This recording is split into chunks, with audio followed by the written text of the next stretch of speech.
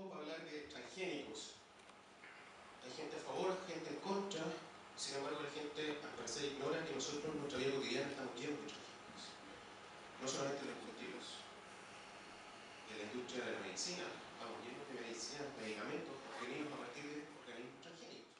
Nosotros, la ropa está hecha de algodón. El 80% de la ropa mundial es transgénico. Nunca nadie ha dudado de la inocuidad o de la seguridad de nuestra ropa. Los detergentes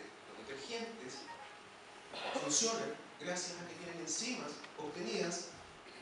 Los detergentes funcionan y lavan en agua fría gracias a que tienen enzimas que han sido derivadas de organismos transgénicos. Para producir vinos y cervezas existen levaduras, no todas, pero hay levaduras disponibles que son transgénicas. ¿Para qué?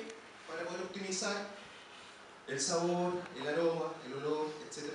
del producto final, sea vino o cerveza. Es decir, la transgenia es parte de nuestra vida cotidiana. La elaboración de quesos, para producir quesos, el 80% de los quesos a nivel mundial emplea enzimas derivadas de organismos transgénicos. Supongo que todos comen queso. Nunca nadie ha dudado de la inocuidad o la seguridad del queso. Y así llegamos a los cultivos, los famosos cultivos transgénicos. ¿Y para qué sirven? ¿Qué es lo que se busca al desarrollar un cultivo transgénico, independiente por ser? Lo que se busca es un objetivo que es mejorar el rendimiento y la productividad en las prácticas agrícolas. Ese es el objetivo. La transgenia es una herramienta más entre muchas otras técnicas de mejoramiento genético vegetal. Y hoy día, las técnicas de mejoramiento genético, cualquiera que sea esta, incluyendo la transgenia, apuntan a atacar esos problemas. ¿Cómo desarrollamos nuevas variedades de vegetales que sean capaces de tener buenos rendimientos y buenas productividades y soportar los ataques de insectos plagas, de las malezas o las condiciones climáticas? Y ese es el objetivo de la transgenia, al igual que el objetivo de todas las técnicas de mejoramiento genético vegetal. Muchas veces uno conversa con gente y le dice: oye, yo estoy en contra de los transgénicos porque los transgénicos no son seguros, no han sido estudiados, tengo inseguridad para comer carne. Entonces uno dice: bueno, ¿qué dicen las publicaciones científicas? ¿Hay publicaciones científicas o no las hay? Hace 2 meses, 13 de septiembre del 2013, salió publicada una revista, en una revista científica, una revisión de los últimos 10 años de todas las publicaciones científicas que han habido sobre cultivos transgénicos. La revisión más completa que existe, hace 2 meses se publicó. La conclusión de este paper fueron investigadores italianos de la Universidad de Perugia y gente del Ministerio de Agricultura de Italia, las que elaboraron esta investigación. Conclusión del estudio: no hay ninguna evidencia ni algo que sugiera que hay un efecto adverso para el medio ambiente o para el consumo humano o animal. Luego, los cultivos transgénicos llevan casi 17 años en el mercado. Partieron en el año 96 con 1.7 millones de hectáreas, hoy día hay 170 millones de hectáreas en el mundo, con un crecimiento exponencial. Si ustedes ponen la palabra transgénico en Google, los transgénicos son tóxicos, dañinos y no presentan beneficios para el agricultor. ¿Y cómo explicamos el aumento exponencial de la superficie mundial? Porque es todo lo contrario a lo que sucede. Los agricultores se han visto súper beneficiados por ellos, han obtenido beneficios económicos, por eso los utilizan y los vuelven a utilizar y la temporada siguiente los vuelven a utilizar. A nivel ambiental, los transgénicos también presentan beneficios. ¿Por qué? Porque utilizan menos insecticida, menos herbicida, presentan un beneficio ambiental al tener especificidad sobre los insectos plagas y las malezas. Con Miguel Ángel hemos estado en varios foros y todavía no me convenzo por qué él insiste en partir en todas sus posiciones con una falsedad. Él dice que todo lo que nos rodea son transgénicos. Él está haciendo un uso equívoco de la palabra transgénico, que tiene una definición aceptada por Naciones Unidas que implica la inserción de genes foráneos en el ADN de una célula de la semilla, por ejemplo. Y él está hablando de lo que pasa con el queso, lo que pasa con el vino, y eso no es transgenia, eso es una modificación hecha con métodos biotecnológicos, pero eso no es transgenia. Entonces, ese tipo de discurso va orientado, el discurso de la industria, lo cual representa Miguel Ángel muy bien, y lo que pretende es convencernos de que no hay nada que hacer, que todo en el mundo es transgénico, que estamos sumidos en esto que no hay vuelta. Entonces, ¿por qué insiste en ese término amplio que es la biotecnología, asimilarlo a transgénico, cuando los transgénicos, y tú lo sabes muy bien, eres un profesor también, es una parte pequeña, como alguien mismo dijo acá, de la biotecnología, no lo es todo. Súper bien, agotado el minuto, respuesta mía.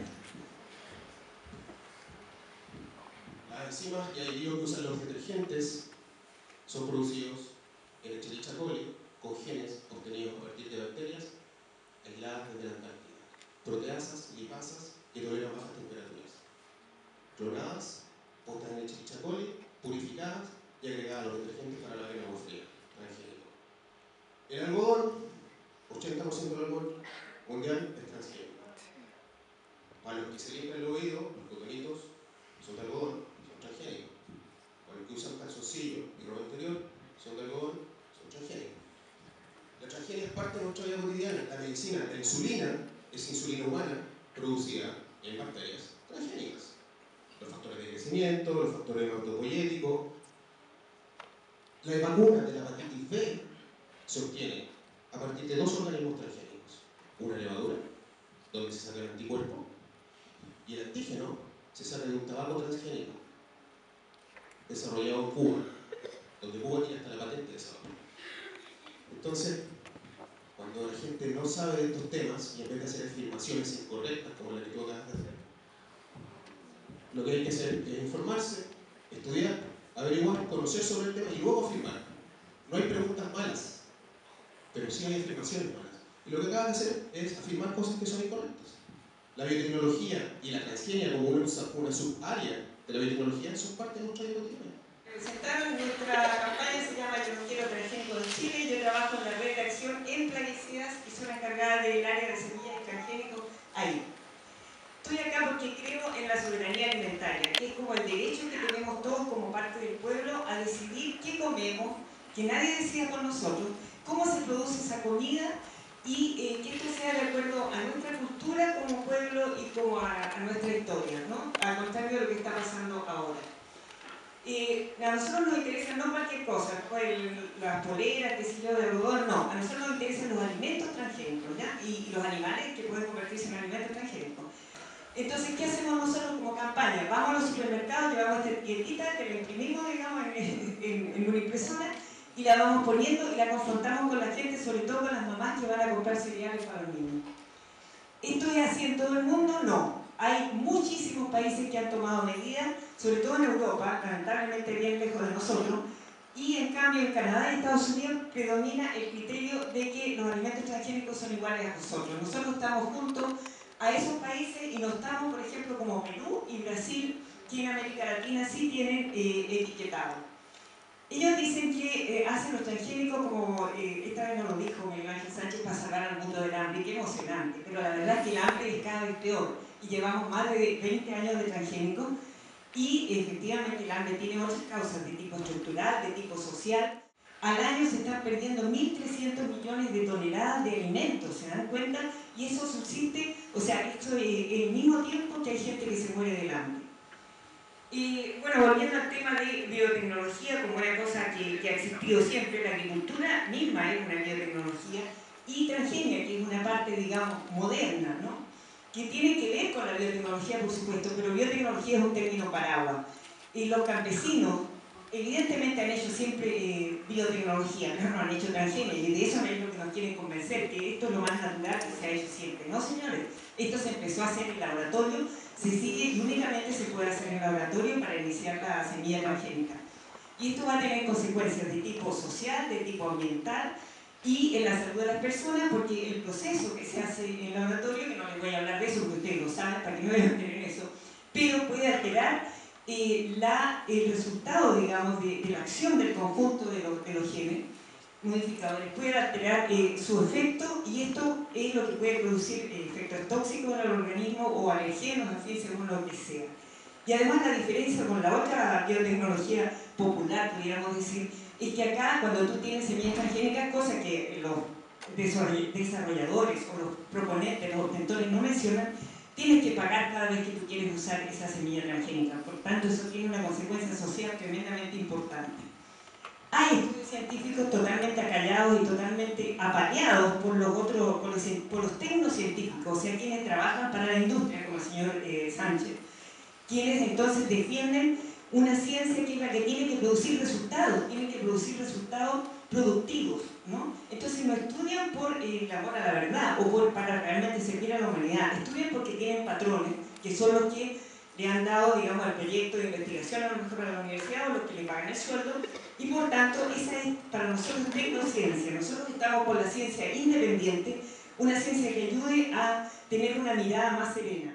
En Argentina, que tiene el 60% de su territorio plagado de transgénicos, hay problemas tremendos de malformaciones congénitas por el uso, porque los aviones pasan fumigando estos cultivos con glifosato, y al extremo entonces que ha habido una organización de madres que se formó, que se llama Madres de Pueblos Fumigados, y otra de médicos conscientes, que se llaman Médicos de Pueblos Fumigados, y así lograron llevar a juicio a los pilotos de estos vuelos. Y ahí en ese juicio está declarando un científico de la UBA de Buenos Aires, explicando el tema de las malformaciones congénitas y la asociación que él hace entre el glifosato y malformaciones congénitas, y esas fotos son del Hospital Pediátrico de Paraná, de Entre Ríos, que es territorio sojero, como dice mi imagen. Bueno, Miguel Ángel habló de transgénicos, ¿cómo eran? Mitos y verdad, y realidades, decía. Bueno, yo quiero contarles una buena noticia. Hay un libro de detractores de los transgénicos, de científicos. Ellos son Antonio Fagan y otra más que se me olvidó en este minuto, que se llama Transgénicos, mitos y verdades. Está en inglés, pero nosotros en Rapal lo tradujimos precisamente para tener los argumentos en contra. Y hay mucha otra literatura, pero obviamente que cuesta conseguirla porque nosotros no tenemos dinero para estar publicando acá en castellano. La página nuestra de Rapal la hackearon, porque sería, imagínense, apenas nosotros hicimos unas presentaciones contra la ley Monsanto, nos hackearon la página. Pero ya volveremos a tener arriba la versión de los extranjeros. Hay impactos en la sociedad que son muy graves, sobre todo en la agricultura familiar campesina. Esto es el despojo de los campesinos porque esta agricultura es intensiva en el uso de maquinaria y no de mano de obra. Entonces empieza a emigrar la gente, empieza a vender los cultivos, etc. Empiezan a desaparecer las semillas tradicionales. Por ejemplo, en India se dice que solo quieren sembrar transgénicos los campesinos y que están tan ricos con ellos. En el fondo, lo que ocurre es que desaparece la semilla convencional y solamente tienen la transgénica. ¿Y cómo no van a seguir sembrando así si solamente tienen la transgénica? Aparecen, hay métodos entonces que ayudan a que haya más herbicida, como es la célula transa, porque no se usa tractor, pero sí se tiene que echar líquido, como dicen ellos, veneno, como decimos nosotros. Agricultura mecanizada, genera supermaleza, superinsectos. Aquí hay cifras de cómo aumenta en 27 millones de libras en Estados Unidos en el último tiempo el uso de herbicidas, a través de lo que afirmó Miguel Ángel. En Argentina la cifra también de 15 millones de litros sube a 237,6 millones de litros desde que aparece la transgenia. El glifosato se usa en todo momento, persistentemente, y sus efectos son letales, entre otras cosas ya vimos en seres humanos, pero también en la biodiversidad, afecta principalmente a los sapos y ranas. Tiempo. Es difícil, Lucía, preguntarte, porque siempre te lo he dicho, que discutir desde un punto de vista técnico con un no técnico, y cuando dices cosas que no son ciertas y sin fuente, es difícil preguntar. Cosas falsas y mentiras que dijiste. Las ratas Sprague-Dawley desarrollan tumores desde el mes 4 de forma espontánea, y desde el año 79 está reportado que el 80% de las ratas Sprague-Dawley desarrollan tumores. Por eso ese paper fue desechado, porque fue manipulación de la información. Seralini, desechado, no se considera en ninguna parte del mundo. Seralini, el autor de ese trabajo, fue acusado de no adaptarse al método científico para desarrollar una publicación científica. La comunidad científica mundial, no las compañías, son los que han protestado. Dijiste que en Europa no se han aprobado transgénicos desde ese estudio. Te informo que ayer se aprobaron 2 eventos nuevos. En Europa hay más de 50 eventos aprobados para consumo humano. ¿Saben qué es un evento? Las proteínas BT utilizadas en los transgénicos resistentes a insectos están utilizadas en la agricultura orgánica. ¿Por qué en las orgánicas la proteína BT es inocua y segura y en los transgénicos no? Tiempo. Voy a partir por el final. Las proteínas BT que se usaban en la agricultura orgánica se hacía una aplicación una vez al día. En cambio, cuando tenemos un cultivo BT está incorporado a la planta. La planta se convirtió en una planta insecticida, por tanto va a estar interactuando con el ambiente las 24 horas del día y en la noche también. Así que es muy diferente. O sea, lo que cambia es el uso del insecticida en este caso. En vez de rociarse cuando ellos dicen ahorro, porque no rocio insecticidas, ¿para qué lo va a rociar? Si lo tienes en la propia planta, es una planta insecticida. O sea, se cambió el modo de uso del insecticida, pero no se elimina el insecticida porque la planta se convirtió en insecticida. Nosotros entendemos que la OECD tiene un protocolo, y ese protocolo nosotros hemos visto que fue seguido estrictamente por el grupo de Seralini. Y por ejemplo, la Academia Francesa, que rechazó el estudio, fue la directiva de la Academia. Después salió una declaración de 200 miembros de la Academia Francesa, en realidad no sé cuántos miembros tiene, pero no creo que sean mucho más que 200, que decían que Seralini tenía perfecto derecho a hacer el estudio y que había que respetarlo. Así que estas cuestiones de que 400 científicos, que 800, son pelos de la cola. O sea, yo creo que eso no es el centro del debate, porque siempre va a haber un estudio que mostrar y un estudio en contra, pero vayamos a los efectos también en la sociedad. O sea, la ciencia no puede estar en una torre de marfil ni aquí en el campanario. O sea, la ciencia tiene consecuencias en la vida de cada uno de nosotros y por tanto es perfectamente legítimo usar argumentos que no sean técnicos también, porque el mundo no es un mundo de la ciencia, el mundo es de todos nosotros y nosotros tenemos que reaccionar en ese sentido. Nosotros estamos convencidos que justamente hay un uso perverso de la ciencia tratando de legitimar los argumentos que no son con fuente. Mis estudios tenían fuentes ahí, yo no la voy a estar leyendo porque no había alcanzado a decir nada, pero cualquiera que quiera quedarse con la presentación la van a tener los organizadores. Todas las afirmaciones están con el respaldo de la fuente que ustedes pueden revisar. También yo tengo otros documentos acá que les voy a dejar. Y nosotros no hacemos afirmaciones al voleo. Nosotros somos organizaciones bastante serias. Rapal es una organización global. Tenemos gente en África, en Asia, en Europa. Nuestras fuentes de impacto en la sociedad vienen de todos los continentes. Y de Argentina, totalmente. Así que de lo menos que en realidad nos pueden acusar es de estar diciendo cosas en forma frívola. Nosotros discrepamos, pero lo hacemos, como te digo, con argumentos y con información que es o de la sociedad organizada, o sea, comunidades. Nosotros trabajamos con comunidades impactadas por plaguicidas aquí en Chile, por fumigaciones, y a nivel del mundo tenemos la información de aquellos afectados directamente por cultivos transgénicos. En Chile hemos estado muy ligados al problema de la agricultura y de los agricultores afectados por la contaminación por transgénicos. Tanto hoy en día la transgenia es parte de la agricultura, yo creo que representa menos del 10% de toda la agricultura a nivel mundial, y tampoco quiere la transgenia tomar todo. O sea, la transgenia y las empresas que desarrollan transgénicos están conscientes que pueden coexistir. Transgenia, agricultura convencional, agricultura orgánica. Sí, bueno, la afirmación más preocupante de la profesora es la que se refiere a que es posible que coexistan sin problema los cultivos transgénicos junto a los convencionales y a la agricultura orgánica. Eso no se da en ningún país del mundo de esa forma sin problema.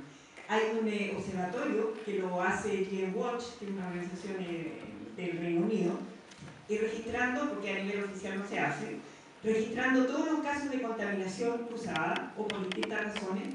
A veces hay contaminación que ni siquiera es el producto de que haya oficialmente un cultivo aprobado, como en el caso del trigo en Estados Unidos. Efectivamente no hay un trigo comercial, pero este año hubo un evento de contaminación del trigo que importaba a Estados Unidos por el otro trigo que ni siquiera estaba autorizado, ni siquiera se sabía que se estaba desarrollando.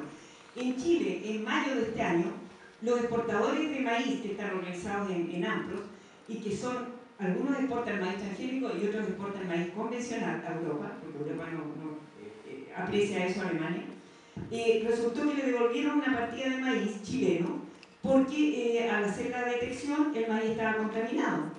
Entonces, ¿quién están hablando de coexistencia? O sea, de verdad que es una cosa extraña. Y el caso de la miel también. Tu pregunta. La pregunta. ¿Cómo puede hablar de cuando hay tantos casos de contaminación?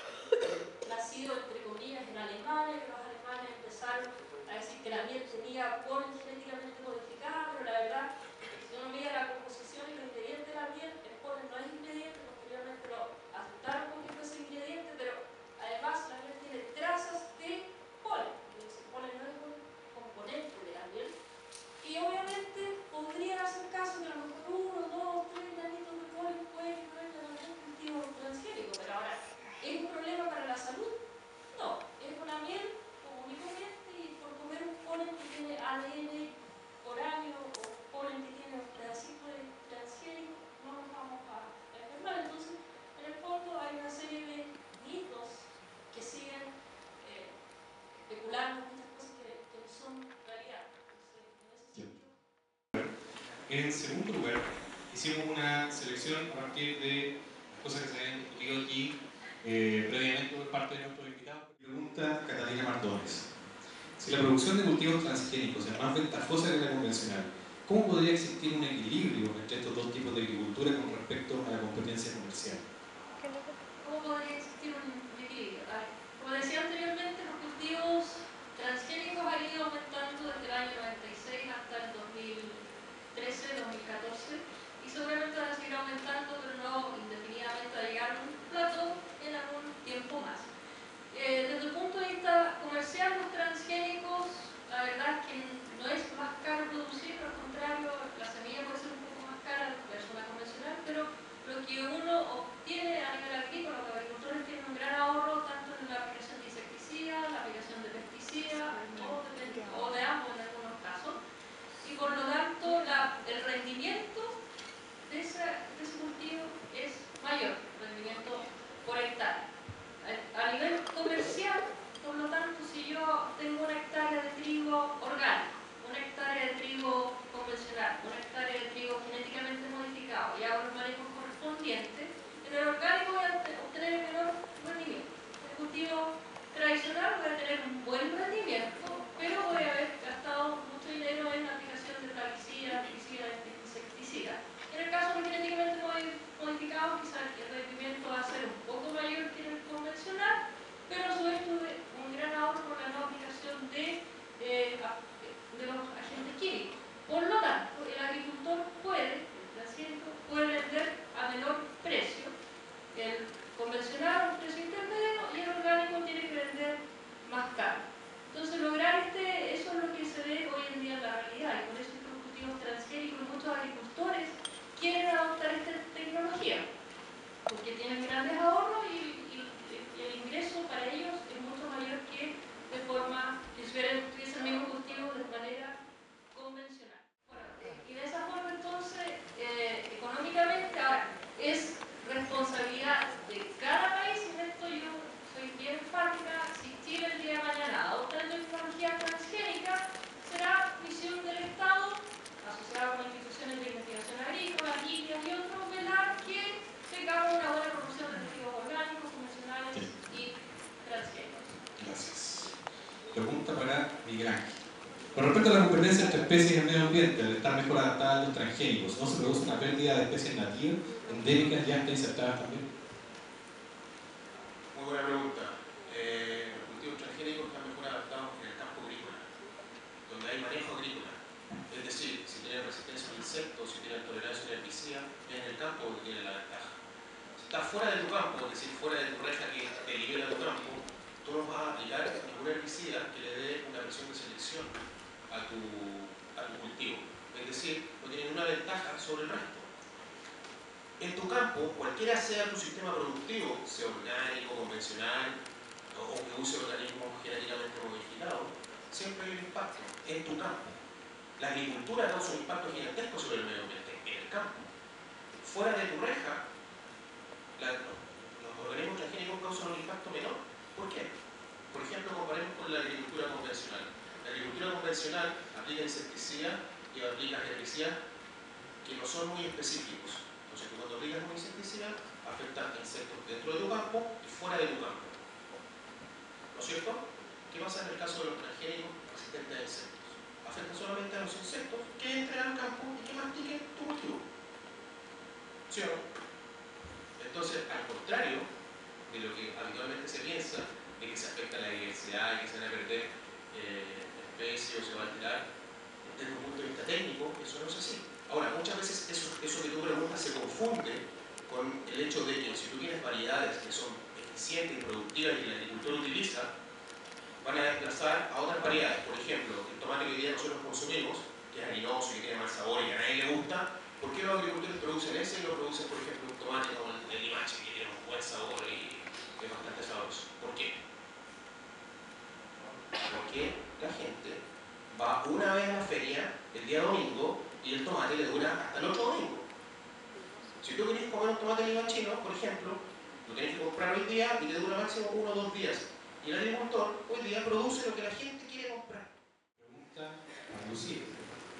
¿Se encuentra a favor de otros cultivos transgénicos, por ejemplo, cultivos forestales? Esto lo pregunta Diego Soto.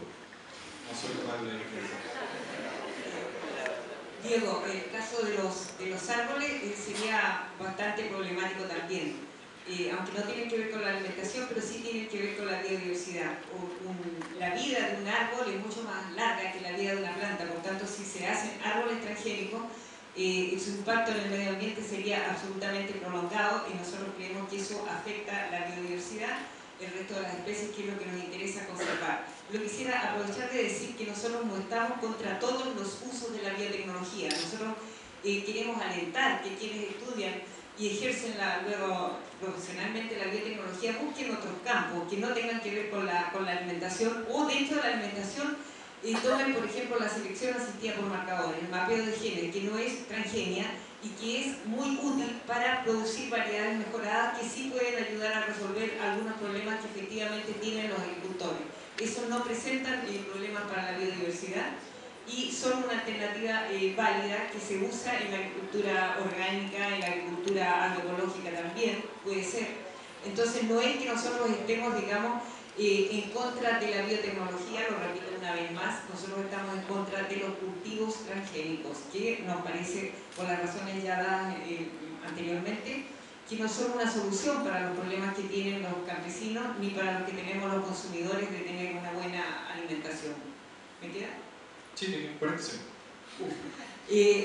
La FAO hizo un estudio que lo publicaron en la semana pasada, de este reciente tiempo, a partir de investigaciones que se hicieron en campo, en África, justamente que ellos destacan que una buena solución para los problemas de los campesinos, de la agricultura familiar campesina, es usar esta selección asistida por marcadores o el mapeo de genes, como le llaman otros, en beneficio precisamente de la agricultura familiar campesina. Estamos en el año que la FAO de aquí a agosto de este otro año se llama el año de la agricultura familiar campesina. Y lo que ellos están recomendando es eso, y no los transgénicos. La FAO viene de vuelta de recomendar transgénicos, que es lo que hizo la década anterior. Aquí en Chile había un señor que se dedicaba nada más que a eso antes, ahora ya no. Gracias. ¿Están dispuestos a apoyar causas en pro de que las empresas publiquen qué alimentos y pautas en general, empresas y en la Universidad de Centro de Investigación, y pautas publiquen qué alimentos y pautas en general poseen transgénicos?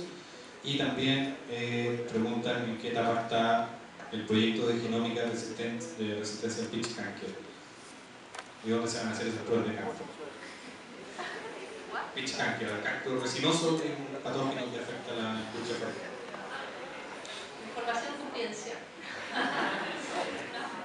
A ver, sí, respecto a la rotulación, en el fondo etiquetado de los alimentos, si contienen o no contienen algún producto que provenga de algún cultivo transgénico, personalmente, en tu opinión personal, yo creo que si la gente quiere saberlo, puede saberlo. No lo pongo a la rotulación ni al etiquetado, siempre y cuando sea para todos por igual. Hoy en día acá en Chile se está empezando recién a rotular respecto a los